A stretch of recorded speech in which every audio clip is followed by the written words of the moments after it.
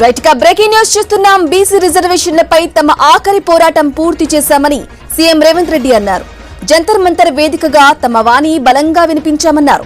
ధర్నాపై BJP BRS నేతల విమర్శలు చేయడం విడ్డూరంగా ఉందని ఆరోపించారు. తమ కమిట్మెంట్ కు బీజేపీ సర్టిఫికేట్ అవసరం లేదని పేర్కొన్నారు.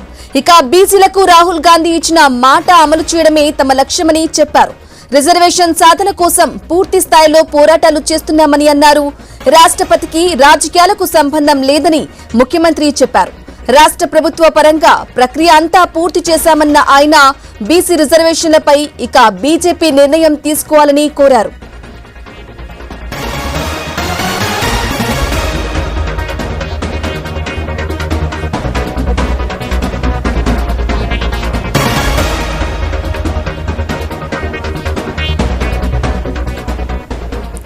బిల్లులో కేంద్రం ఆమోదించకపోతే స్థానిక సంస్థల ఎన్నికలకు ఎలా వెళ్లాలో ఆలోచిస్తామని రేవంత్ రెడ్డి చెప్పారు.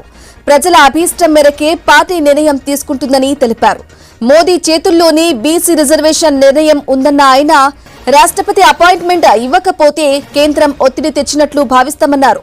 రాజకీయ ఓబీసీ రిజర్వేషన్లో ఏబీసీడీ వర్గీకరణ లేదని చెప్పారు.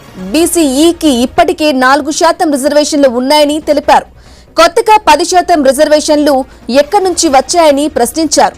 ఇక కిషన్ రెడ్డి అవగాహన లేకుండా మాట్లాడుతున్నారని సీఎం రేవంత్ ఆరోపించారు.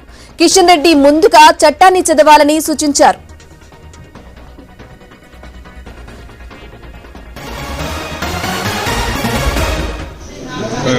కిషన్ రెడ్డి బాగా తీసుకుంటాడు 10% చట్టం చదవమని సార్ ఇక్కడ చట్టం మొత్తం చదవమని దాంట్లో ఎవరికి లేదు. బ్లాంకెట్ గా మొత్తం ఎన్బ్లాక్ 42% రిజర్వేషన్, సబ్ కేటగరైజేషన్ లేదు. ఏబిసిడి గ్రూప్ కాదు, ఎడ్యుకేషన్లోనే వస్తుంది. పొలిటికల్ రిజర్వేషన్ ఏబిసిడి గ్రూప్ లేదు. ఆయన ఏం మాట్లాడుతున్నా ఆయన అర్థం లేకుండా మాట్లాడుతున్నారు. ఇప్పుడు మనం మాట్లాడుతున్నది ఈ గ్రూప్కి 4% ఉంది రిజర్వేషన్. 10-8కి వచ్చింది, ఆల్రెడీ ఉంది. ఈపీ పొలిటికల్ రిజర్వేషన్లో కేటగిరీ ఉందా? బీసీ అంటే బీసీ ఉంది. ఆయనకు ఆ మాత్రం కూడా అర్థం కాకుండా కేంద్ర మంత్రి అయితే నేను ఏం చేస్తాను? ముస్లింకి లేనే లేదు బాస్, ముస్లింస్ అనే రిజర్వేషనే లేదు.